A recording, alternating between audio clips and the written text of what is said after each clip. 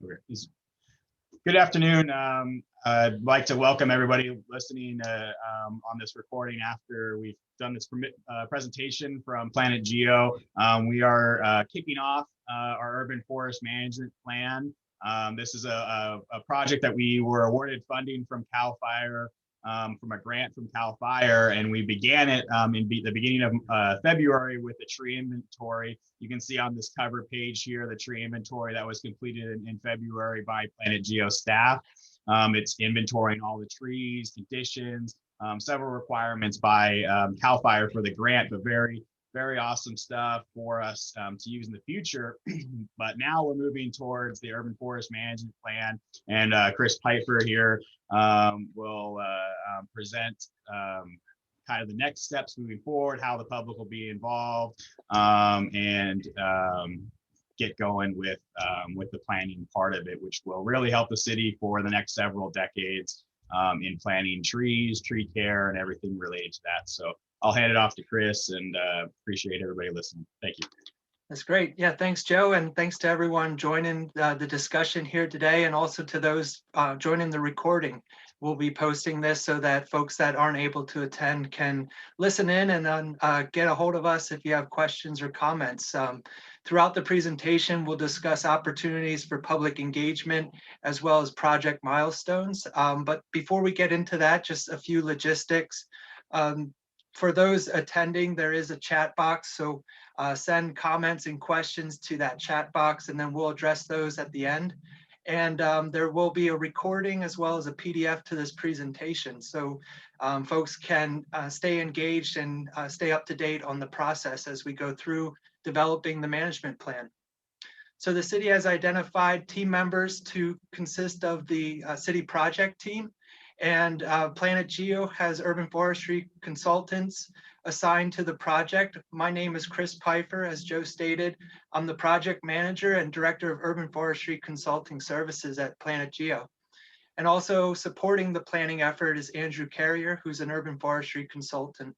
And we'll get into a bit of the roles and the overview of the project approach. But before we do that, I'd just like to set the stage and launch an urban forest management plan project with a quote from James Clark, who wrote A Model of Urban Forest Sustainability. And this quote reads, "Urban trees and forests are considered integral to sustainabilities to communities as a whole. Yet sustainable urban forests are not born, they are made. They do not arise at random, but result from a community-wide commitment to their creation and management." So this quote is a great reminder that community education and engagement is vital to urban forest planning. And it describes the purpose of us gathering for this meeting today and the purpose of the urban forest management plan. So this presentation is going to consist of an overview of the project team, then a description of key issues and opportunities that will provide the background and purpose of a management plan. Our approach to fulfill the requirements of the city's RFP, or request for proposal, will be discussed, and the needs of the urban forest will be outlined.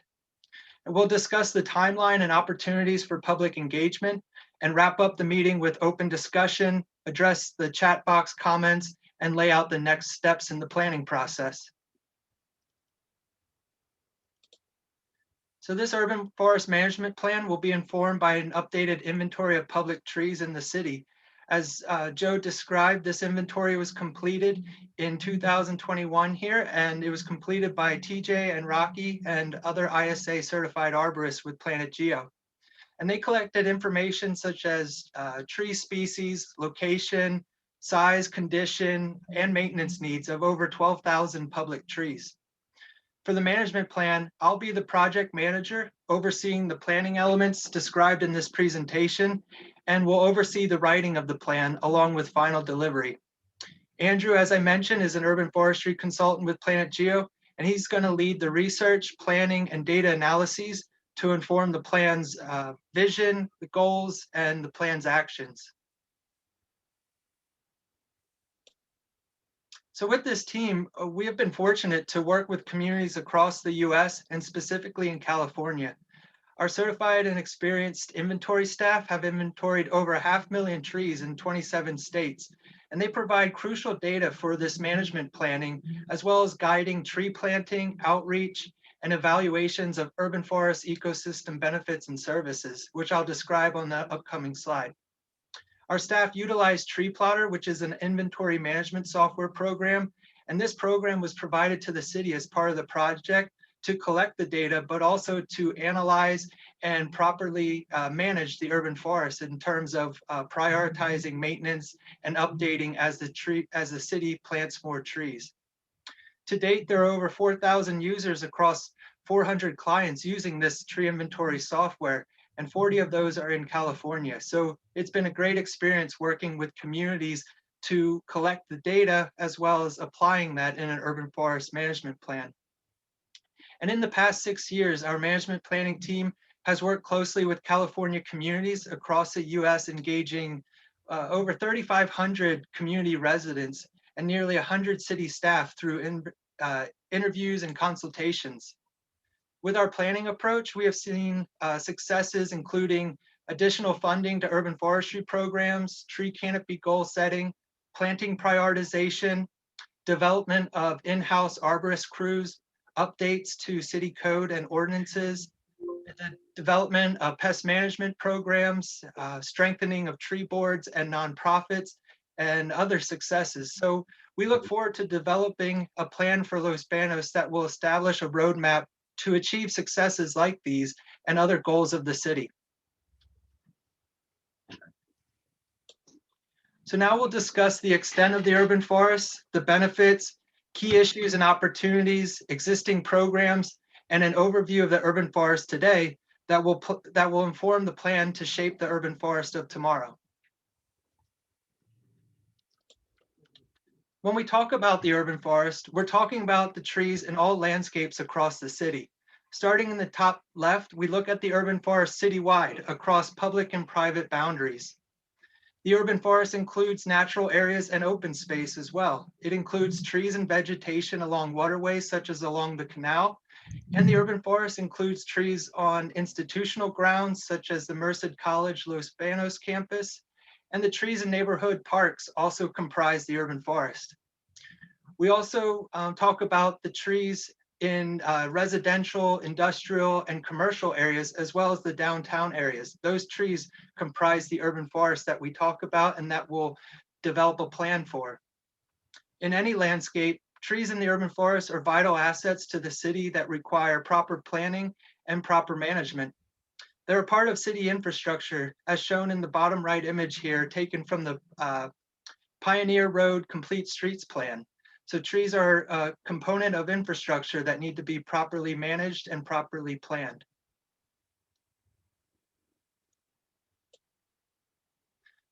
This urban forest that extends across the city and throughout those landscapes I described provide a multitude of benefits and services as it relates to the environment, the economy, and the people. Not only are these benefits listed here that are seen and felt, they can be measured and quantified on the individual tree level and the urban forest as a whole. The goals and actions in the management plan will look to sustain and enhance these benefits and ensure they are shared by all neighborhoods and demographics in the city. So we look at how trees can improve the air quality and reduce stress while improving the quality of life. We also look at how trees and the shade that they provide can reduce energy usage and costs. The aesthetic values and function of urban forests can serve to raise property values, as well as influence climate resiliency and address sustainability in communities.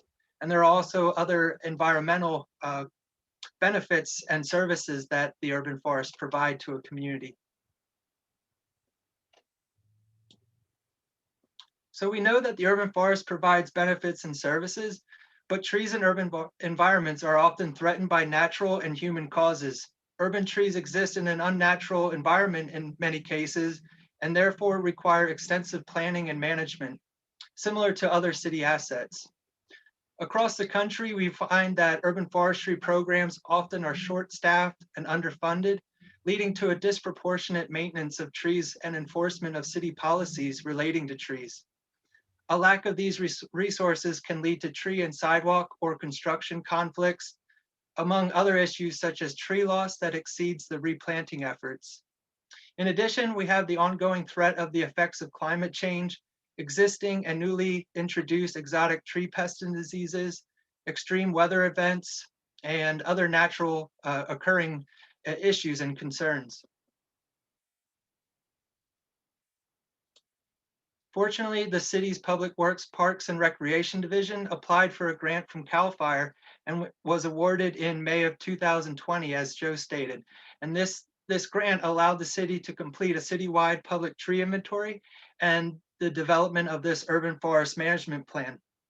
As I mentioned, the inventory was completed and consists of over 12,600 public trees and nearly 4,900 possible planting sites. This information will be vital to the tree management and maintenance recommendations to be developed for the management plan.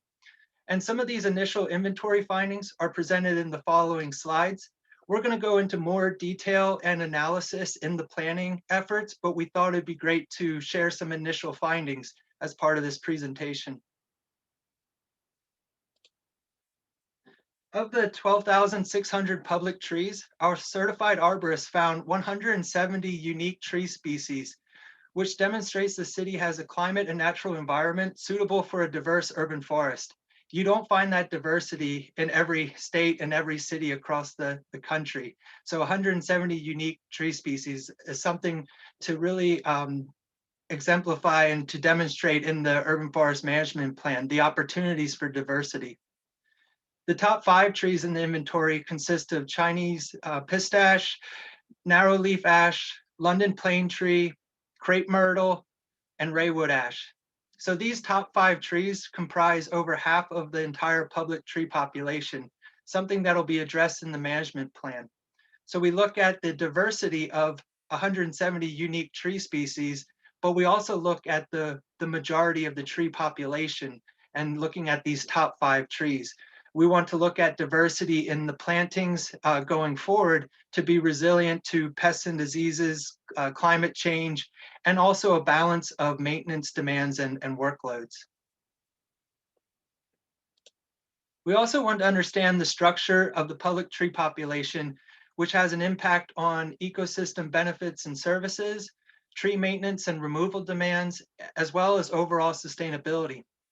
We found that the city's public tree population closely resembles the ideal distribution established by the U.S. Forest Service and researchers, where a larger portion of the population consists of smaller diameter trees to replace the larger trees that naturally decline and are removed over time. It's important to properly train young trees to reduce future maintenance costs. So items like this will be addressed in the management plan in the maintenance recommendations. But this is a really telling slide showing that there are ongoing efforts to replant and enhance the urban forest with the large number of smaller caliber or diameter trees as shown in this slide. And as larger trees naturally decline, these younger trees will slide into the larger tree bracket, providing additional ecosystem benefits and services. Talking about those benefits and services, we have the actual estimated values based on the public tree inventory. Again, those 12,600 public trees. These services and benefits include stormwater runoff prevention, increased property values, energy savings, air quality improvements, and carbon sequestration, as well as carbon avoided. In total, those 12,000 trees bring an annual value of over $1.2 million to the city. Most notably, these public trees provide a $1 million increase in property values due to their aesthetics and functional benefits. And this is based on U.S. Forest Service research as well as from other industry partners to look at different communities across the country and then tailor that data specifically to the region that Los Banos is in. So these are estimates of value and services, but they demonstrate the ability to quantify these numbers and to show the benefits of planting and preserving the urban forest. So as we begin to develop the urban forest management plan, it's important to identify existing plans, policies, and goals to align efforts in order to support one another to achieve common goals and to leverage resources.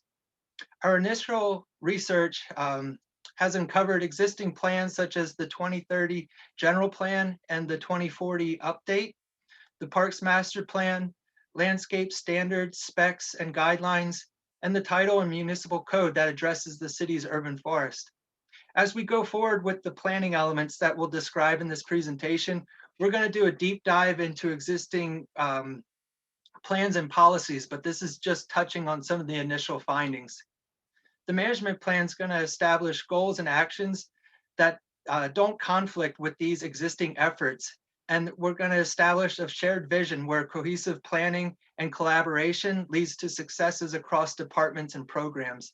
So it's important to leverage existing resources and initiatives in an environment where these resources are limited overall. As we begin to develop the management plan, it's important to have a clear understanding of what the plan will entail. And through the planning process and working closely with city staff, as well as partners and the community, this plan will create a shared vision for the future of the urban forest. Goals relating to health, management, preservation, and growth of the urban forest will be supported by information gathered from a needs assessment and data gathering exercises. These goals identify shared priorities across departments and for the community. And through these efforts, outcomes of the plan may include the development of new programs, regulations, partners, and a healthy and growing urban forest that's shared by the community. It's also important to identify elements that will not be part of the plan. An urban forest management plan for Los Banos will not be a regulatory document or a section of municipal code. And it won't define the program or budget, but it's going to provide the framework for all of these elements to exist in the future. So this management plan will be a roadmap for the resource itself, the programs that manage it, and the community that benefits and shapes the urban forest. So now that we've set the stage by discussing the urban forest benefits and the need for proper urban forest planning, I'd like to discuss some of the specifics of the project and end with a summary of the timeline and the opportunities for public engagement.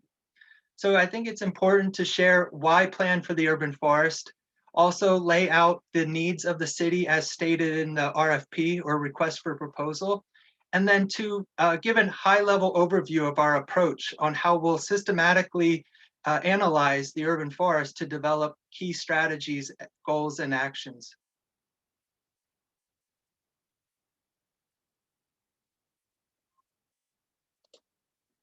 So in November of 2020, we received the RFP to complete the inventory and the urban forest management plan. And within that RFP, there were a series of requested tasks and services itemized there A through N. And this slide summarizes what the management plan will address. The project will include public engagement, presentations, analysis of the existing urban forests, address tree maintenance policy and standards, align with existing plans and establish canopy goals, provide guidance on the program structure, staffing, as well as budgets, and provide training to park staff upon completion of this planning document. So to fulfill the RFP requests and the needs of the urban forest. Hey, Chris? Yeah. I lost the sound on yours. You're not coming through. Okay. Can you hear me? That's strange.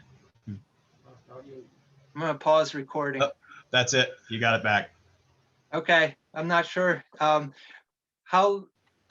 many seconds or minutes did you lose sound? Maybe 20 seconds, not very long. Okay, well, that's good. We were doing a transition. So yeah.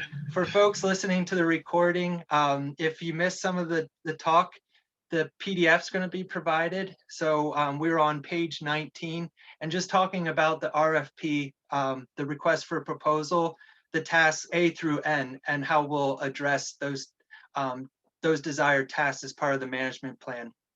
So if there are any audio issues, if you could just give a wave or a warning sign. I'll try to adjust something here, but my internet connection was looking stable. So, okay. So now getting into a bit about our approach. Again, this is high level, but to address those tasks A through N in the RFP, we identified 5 tasks to address those, starting with task 1 of the project kickoff, this meeting that we're holding today, an internal work plan that lays out the framework of what the plan consists of, the milestones, the approach, and other agreed upon decisions for the management plan. And then the bulk of the planning effort lies in task 3, information discovery and analysis. And this is where we break apart the planning approach into 6 planning elements. And just wanted to give a high level overview of these 6 planning elements that are shown on the right side of the screen. We start off with a deep dive into existing plans and policies to gauge the city's readiness for improved levels of urban forest management and sustainability, and to leverage existing resources. We then identify existing operations and workflows as it relates to urban forest management by conducting a series of meetings, interviews, and consultations with key staff as well as key stakeholders. Then looking at existing conditions, a baseline assessment of the urban forest is conducted as a planning element by analyzing the tree inventory and planting site data, as well as other relevant data sets to give us a baseline understanding of the urban forest as it is today. To inform the goals and strategies in the plan, the community engagement tasks are implemented throughout the planning effort to raise awareness, develop a shared vision, and encourage participation. We'll have some more details on this community engagement planning element as we go along further in the presentation. And then we look at tying all this information together into the U.S. Forest Service's Urban Forest Audit System. And this system will strategically analyze different elements of the urban forest to identify the city's strengths and opportunities as it relates to the resource, the programs that manage it, and the community that shapes and benefits from the urban forest.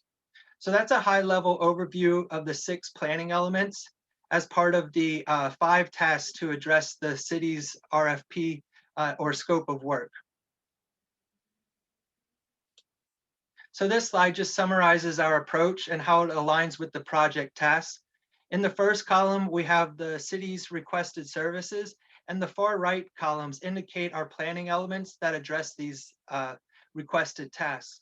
For example, looking at public perception and vision, we'll be addressing that in the internal work plan, the information discovery process, and the goal and action framework tasks, indicated with the X for the cell aligned with the planning element column.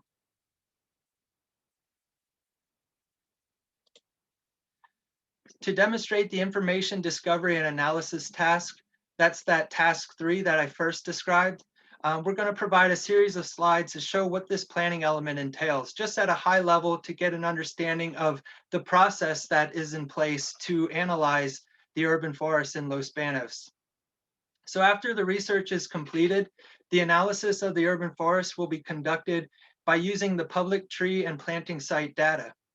This analysis will inform us of the existing structure, the extent, the health of the urban forest, the performance of individual trees and the species. We'll take a look at maintenance needs, as well as the ecosystem benefits and services of those public trees. So this information will guide our outreach, maintenance, planting, and management recommendations in the plan. To establish realistic recommendations that align with the existing program structure and workflows, a series of staff interviews and meetings will be completed. The interviews will identify current operations, procedures, available resources, areas for improved efficiency, resource needs, and gaps that can be addressed in the management plan. Baseline conditions and benchmarks will be established based on the feedback received from the city staff and our research to align recommendations with industry standards and comparable communities. In this way, when we establish actions in the management plan, They're realistic, they're based on the city workflows and operations and what is feasible, and they're achievable. It's based on benchmarks from analyzing existing data and looking at industry standards for the region and for California in particular. A crucial component of the management planning process is the gathering of public viewpoints and perceptions as it relates to the urban forest, and this will inform the plan's strategies, vision, goals, and actions. This information will be gathered in a coordinated effort with the city through the implementation of a community outreach strategy that we're currently working on. Outreach is going to consist of information sharing on various platforms to ensure all neighborhoods and demographics are reached, and the input and feedback will be collected through a public survey and a community meeting. Also, the city's tree commission will stay informed on the progress, provide input and feedback, and review the draft plan. The objective of the public engagement is to raise awareness, incorporate input received, and encourage participation in implementing the urban forest management plan once it is completed.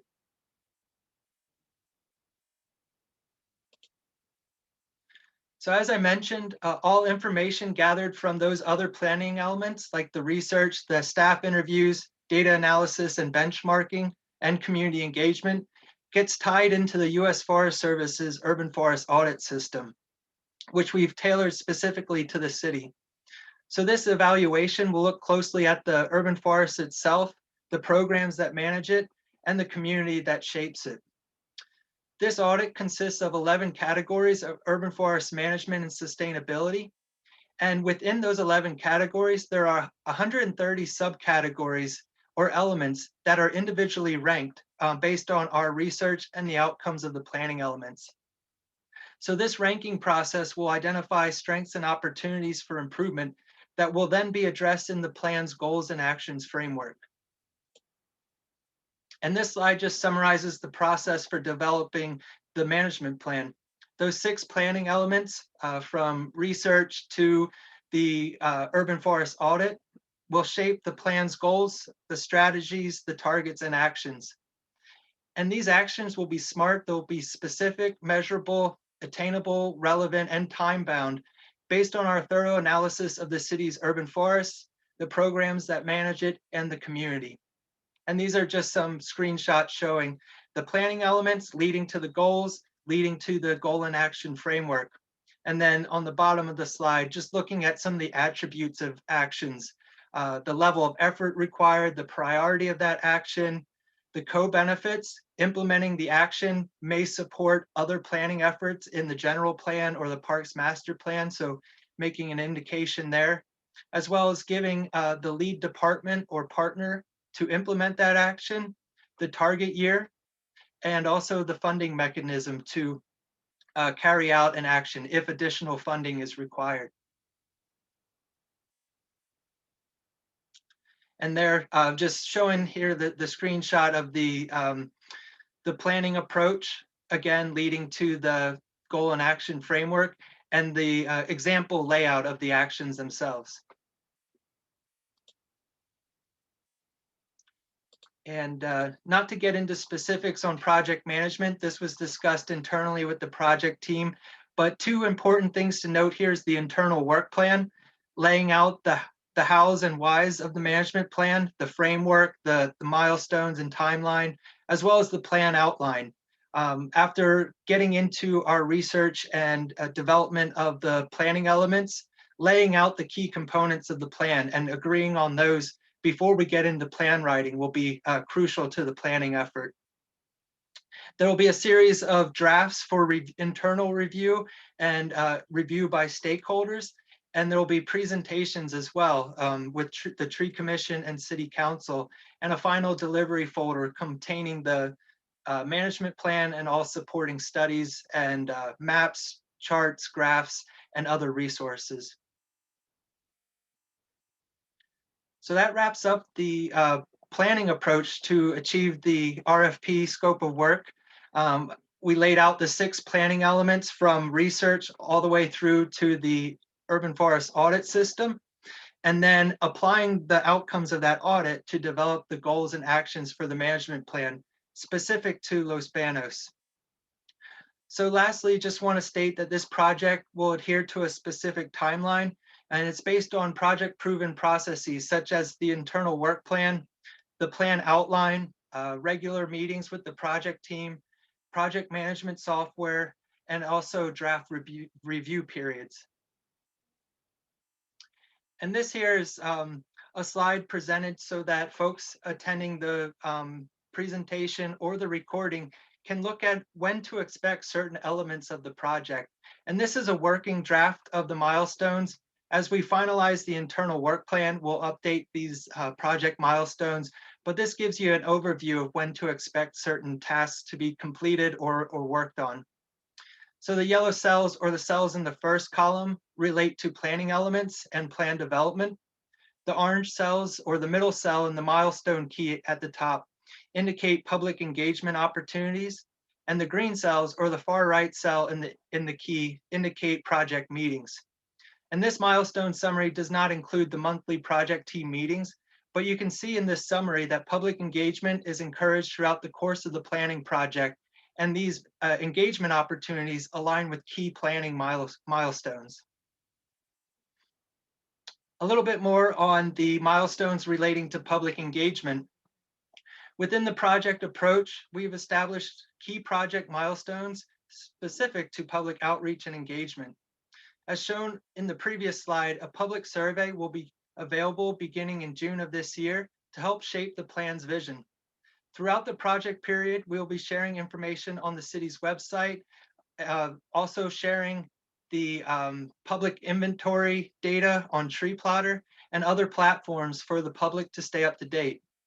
And before completing the draft plan, there will be a community meeting tentatively held in October to shape the goals, strategies, and actions. And following completion of the draft plan, there will be a presentation to the Tree Commission and to City Council for final plan adoption. And just keep in mind, these presentation dates are tentative and will be finalized in the coming months. Same goes for the public survey and the community meeting. It's what we have outlined, but we're going to finalize in the community outreach strategy and the internal work plan. So continue to monitor the city's website for updates on these milestones for the project. Now that I've shared the purpose of an urban forest management plan, the key issues and opportunities, the project scope of work, our approach, and the timeline and milestones, I'd like to address any questions, comments, or general discussion items. And this is an opportunity where we'll take a look at the chat box, but also for folks listening to the recording to look to contact the project team or myself to address any comments, questions, or concerns that you have with the management plan. And at this time, before we check the chat box and discussion items, I'll just see if Joe or other staff have anything to add, and then perhaps they have specific questions for me. So thank you, everyone. We don't have any questions, Chris, but I just wanted to also say if there are any questions, comments, anything along those lines. Of course, the city website is the best resource for that, as well as our Los Banos Parks and Rec Facebook page.